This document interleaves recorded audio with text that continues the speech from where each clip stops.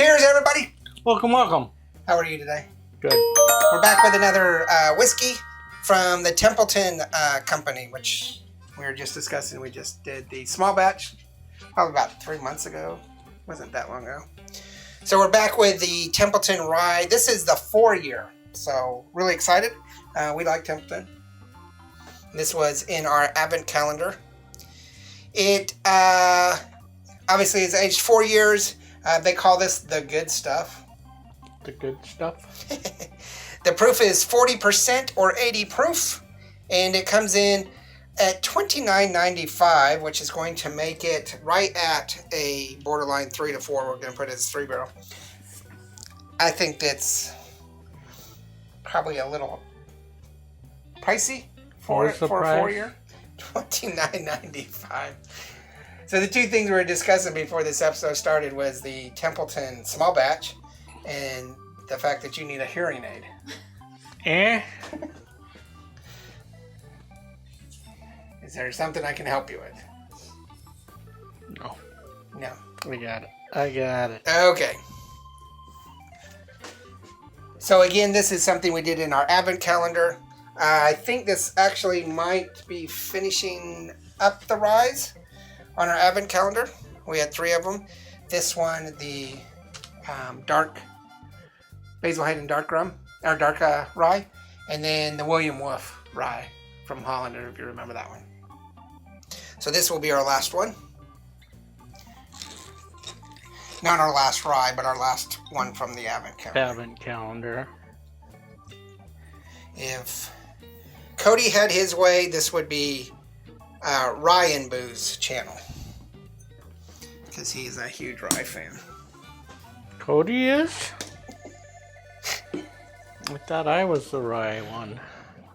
Okay, so we'll go ahead and do the review. Remember, it's a 3-barrel on cost.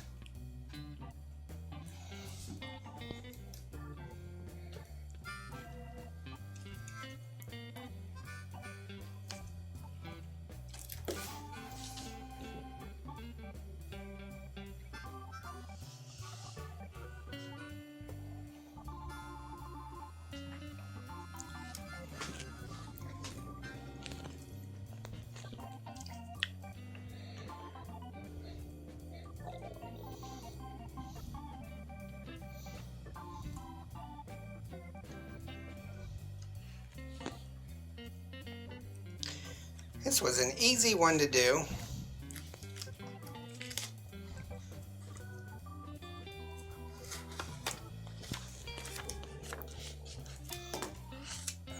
Whoa.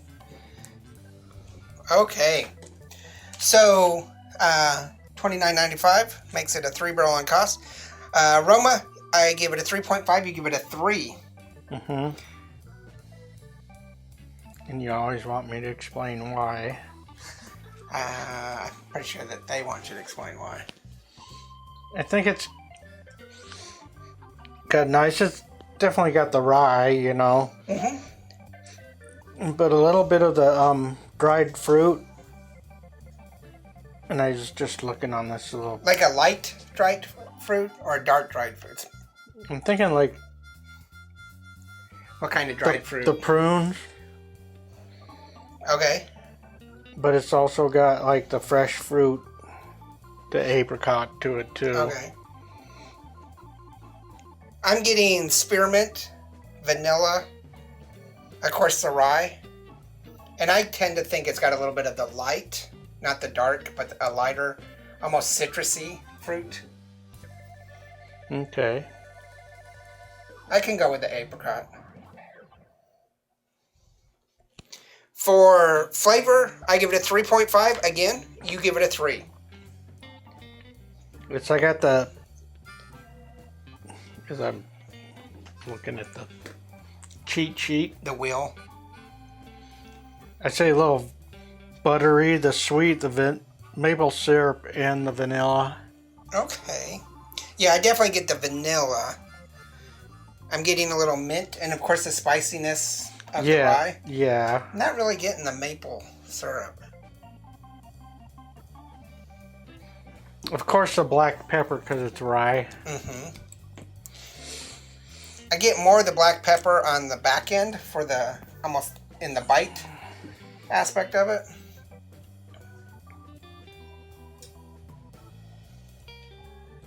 Water kind of melds it all together. Brings up the heat a little bit. And that's what it But not seems to like. linger. Because a lot of like maybe your scotches and stuff, the little bit of water kind of like mellows out the bite. Okay. But with the rye, the little bit of water kind of like punches it up a little bit. I think the water is building up the heat of the spiciness of the flavor. But I don't think it's really, well, I guess it kind of is affecting the lingering aspect of the bite. Mm-hmm. But we each give it a 3. You can taste that pepper, but it's not really that intense.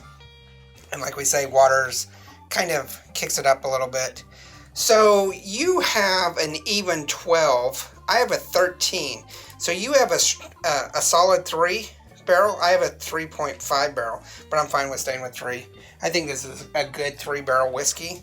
Yeah. Could it be a 4-barrel? I think if you drop it by a few bucks, yeah. But yeah, I think it's a good 3-barrel.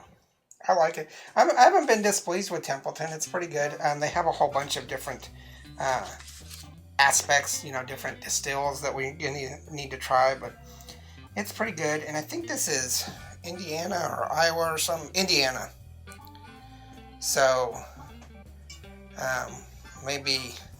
Is that one of the big breweries doing it, or? No, it's Templeton. Templeton Distillery is distilling and bottling it. So it's not like a sourced product, from what I can see. But I'd kind of like to get up to Indiana and try some of their craft distillers and then some of their big name ones. Yeah, because isn't like Indiana one of the biggest distilleries? I mean, not in Indiana itself, but there's one of the biggest distilleries that... Yeah, I think that's where MGP is in Indiana.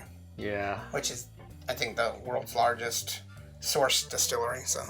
They grow a lot of corn in Indiana. If you haven't been there, it's a lot.